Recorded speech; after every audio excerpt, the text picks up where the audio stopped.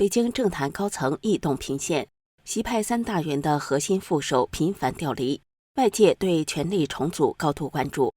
美国前情报高官公开示警，称中共内部正经历重大变局，暗示3大潜在接班人已现端倪，中共是否已步入后习时代？您好，这里是希望世界要闻透视，我是王真。中南海政局动荡，习近平失去权力已开始引发国际关注。美国总统川普第一任期时的首任国安顾问福林6月27号在 X 平台发文，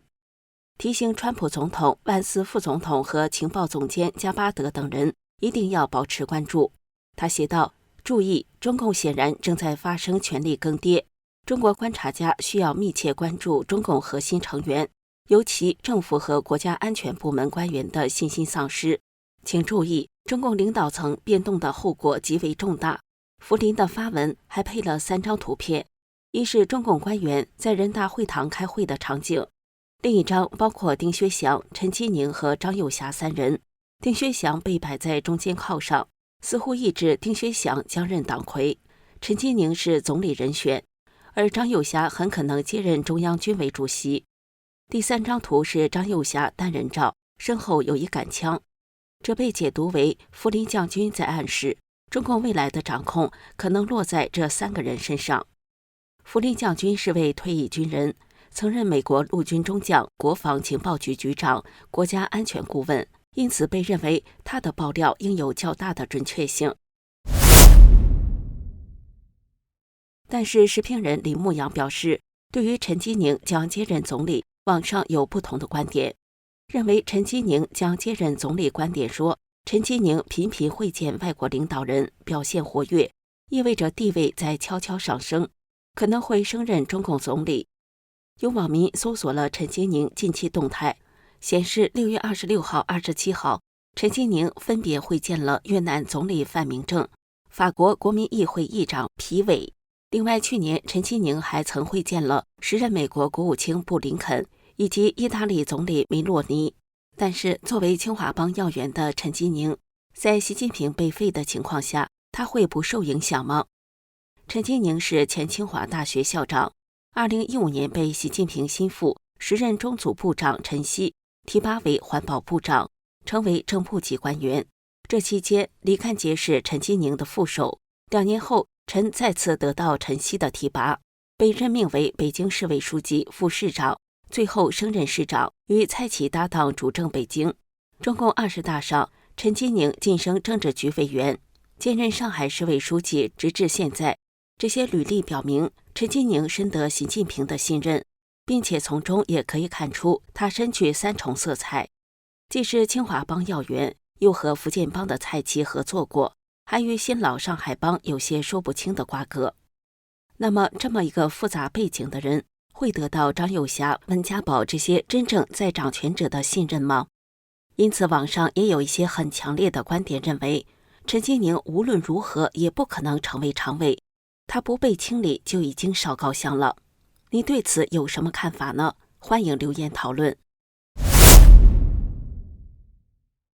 至于丁薛祥接任中共总书记，此前也有不少传闻。早前有爆料消息称，汪洋、胡春华、丁薛祥3人竞争总书记。据悉，习近平与反习派讨价还价，提出如果他退位，就要丁薛祥接任总书记。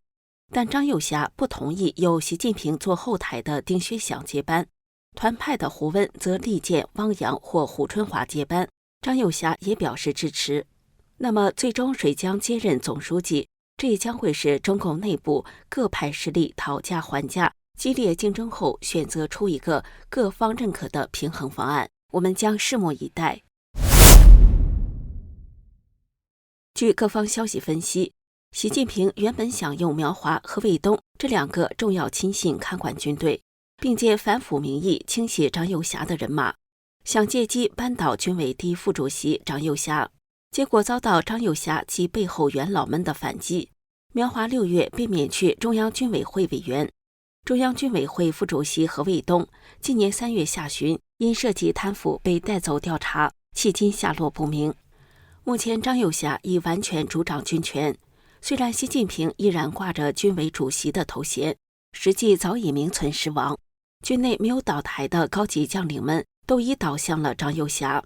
福林发文中显示，中共新领导班子核心3人组有张又侠是意料之中的。最近1个月内，习近平的3大心腹大员的副手接连被贬职调离中南海核心机构，包括蔡奇的副手、王小洪的大总管以及何立峰的副手。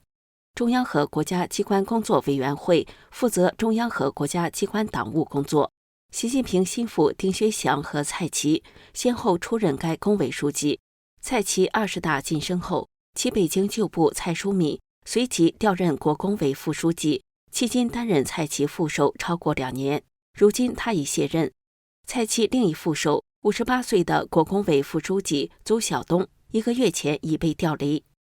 值得关注的是，此前曾有消息称，邹晓东将升任正部级的中组部常务副部长。与此同时，公安部副部级高官胡斌琛被调任江苏省副省长、公安厅厅长，而此前他担任公安部部长助理、部办公厅党委书记和主任，是王小洪的公安部大总管。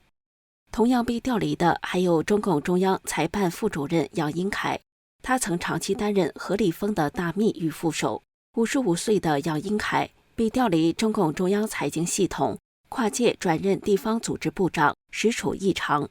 有分析指出，中共中组部长4月异常换人，西派大员原中组部长李干杰被调到统战部，石泰峰调任中组部长。在攸关下一届高层人事布局的4中全会召开前夕，习近平福建帮心腹大员的副手们也接连被调离核心机构，再度佐证习近平失势的传闻。所释放的信号及人事动向值得关注。美国前驻百慕大大使、曾在北京对外经贸大学任教的史雷顿6月28号在《纽约邮报》刊出专文，叙述习近平近来显露出即将下台的可疑迹象。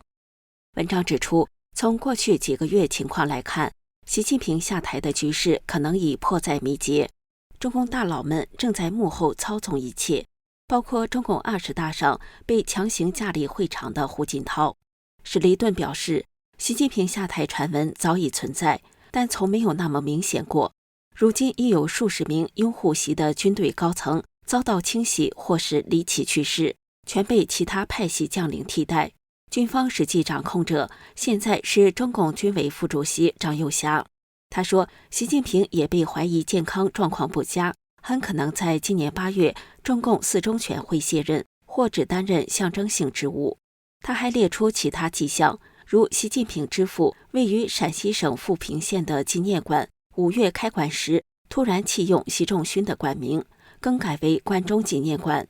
此外，5月底至6月初大约2周时间里，习近平本人离奇消失。中共党报《人民日报》这段期间也不再刊载习近平的相关信息。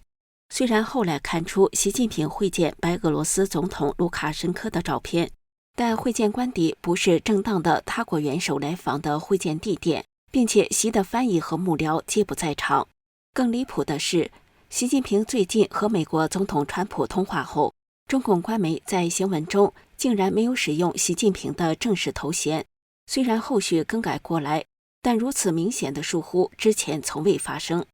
这里是希望世界要闻透视，感谢您的陪伴与思考，请订阅、分享并打开小铃铛，一起在动荡中坚守真相，在黑暗中点燃希望。